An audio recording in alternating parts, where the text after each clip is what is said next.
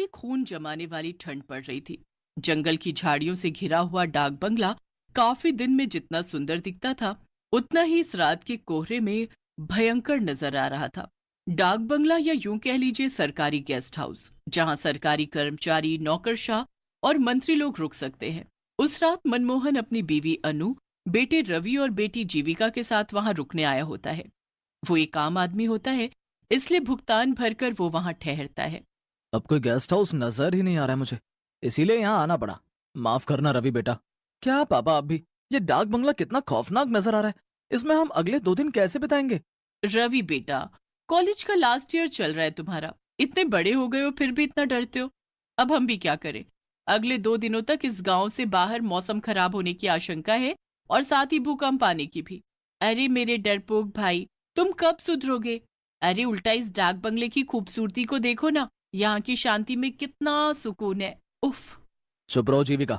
वो चारों अपने अपने कमरों में आराम करने चले जाते हैं। रवि और जीविका एक कमरे में सोते हैं और मनमोहन और अनु एक कमरे में। जब जीविका आराम कर रही होती है, तभी अचानक से रवि को बाहर से किसी के हंसने की आवाज आती है।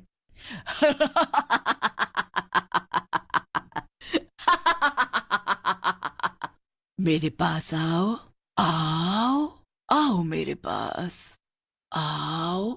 ये ये किसकी आवाज है? कौन है? रवि के पसीने छूटने लगते हैं और वो बालकनी में जाता है।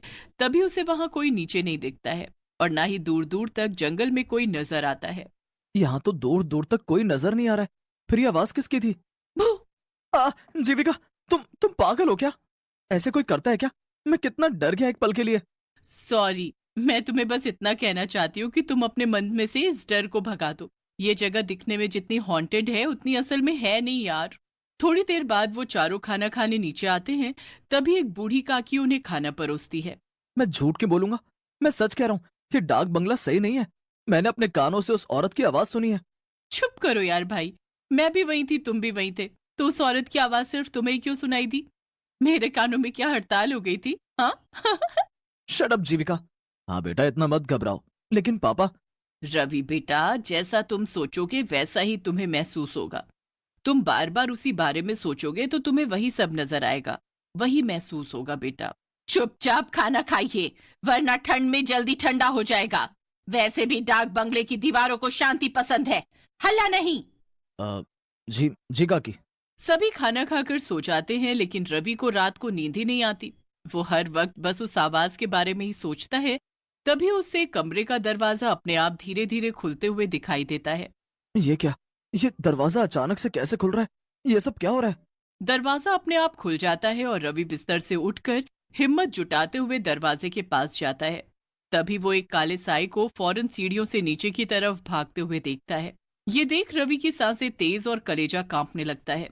कौन था वहां? कौन था? और ये क्या? ये पेपर, इस पे तो खून की स्याही से लिखा है, मैं तुम सबकी जान ले लूंगी। क्या? तभी रवि बहुत ज्यादा डर जाता है और वो तुरंत मनमोहन, अनु और जीविका को उठाकर उन्हें सब कुछ दिखाता है, और साथ ही वो पेपर भी दिखाता है। मेरा मेरा यकीन कीजिए माँ पापा, मैं झूठ क्यों बोलूं भला? मैंने सच में किसी काले साए को सीढ़ियों से नीचे की तरफ भागते हुए देखा है। और ये पेपर, इस पर खून की स्याही से लिखा है, देखो आप। उस पेपर से वो सब लिखा हुआ मिट चुका था। ये देख रवि के होश उड़ जाते हैं। ऐसा कैसे हो सकता है? रवि एक काम करो, तुम और जीविका हमारे कमरे में सो जाओ। चारों एक साथ सोएंगे तो किसी को डर नहीं लगेगा। लेकिन पापा, मैं डर नहीं रहा। मैं बस मेरी और आपकी सबकी भलाई के लिए कह रहा हूँ। यहाँ से चलिए। आप सब भूत प्रेत में विश्वास नहीं करते होंगे, लेकिन मुझे है। रवि भाई, तुम कुछ ज्यादा ही सोच रहे हो। बस रवि, चलो सोने अब और कुछ नहीं सुनना है हमें। पहले ही तुम्हारे पापा और मैं बहुत थक चुके हैं। कोई रवि की बात समझने की कोशिश ही नहीं करता, और सब एक ही कमरे में सो जाते हैं। जैसे तैसे रात गुजर जाती है। अगले दिन रवि उस बूढ़ी काकी से पूछता है। काकी, यहाँ इस डाक बंगले में केवल मैं और मेरा परिवार ही रुका हुआ है। यहाँ और कोई नहीं रुकता क्या? लोग यहाँ रुकने आते हैं, लेकिन अभी इस समय नहीं है। हटो यहाँ से, मुझे बाहर जाना है। रवि दिन में उस बंगले को अच्छे से देख लेता है। मनमोहन, अनु और जीविका बाहर बैठकर बातें कर रहे होते हैं। अरे रवि भाई, आओ हमारे साथ बैठ जाओ, वरना फिर कोई भूत आकर आपको परेशान कर लेगा। बस जीविका, कितना परेशान करोगी तुम उसे चिढ़ा चिढ़ा कर। ओके बाबा, सॉरी। रवि कुछ दूर टहलने जाता है और तभी उसे एक लड़की दिखाई देती है, जो उस सुनसान सड़क पर फूल बेच रही होती है। साहब, साहब फूल ले लो ना साहब, गुलाब, चंपा, चमेली, मोगरा, जास्मीन, सारे फूल हैं मेरे पास। न नहीं नहीं, मुझे नहीं चाहिए कोई फूल। अच्छा ठीक है, लेकिन मेरी बोनी हो जाए इसलिए एक फूल तो ले लीजिए प्लीज साहब। रवि उस फूल को खरीदकर अपनी माँ अनु को बालों में लगाने के लिए दे देता है। बाद में जब अनु बाथरूम में मुंह धोने जाती है, तभी वहां की लाइट अचानक से बंद चालू होने लगती है। अरे, इन लाइट्स को क्या हो गया अचानक से? और जब अनु आईने में देखती है, तभी उसके पीछे एक औरत खड़ी होती है जिसकी शक्ल काफी ज्यादा खौफनाक होती है। आ! अनु की चीख सुनकर सभी उसके कमरे में भागे चले आते हैं और उसे वहां पर बेहोश पाते हैं। माँ, माँ आंखें खोलो ना माँ। थोड़ी देर बाद जब अनु को होश आता है, तभी वो उन तीनों को सारी घटना बताती है। अनु की जुबानी ये सारी बातें सुनकर उन तीनों के पैरों तले जमीन खिसक जाती है। माँ, ये सब सच है? हाँ जीविका बेटी, रवि बिल्कुल सच कह रहा था। देखो, मैंने कहा था ना आप तीनों से, इस डाक बंगले में जरूर कुछ तो गड़बड़ है। मनमोहन जी, मुझे कुछ नहीं पता, हम कहीं और रुक लेंगे, चाहिए तो जंगल में रुक लेंगे, लेकिन इस भूतिया डाक बंगले में बिल्कुल नहीं। हाँ पापा, अगर माँ और रवि ने यहाँ कुछ ऐसा महसूस किया है तो हमें यहाँ नहीं रुकना चाहिए। हाँ हाँ अनु, ठीक है, अपना अपना सामान ले लो, हम सब अभी इसी वक्त यहाँ से निकलते हैं।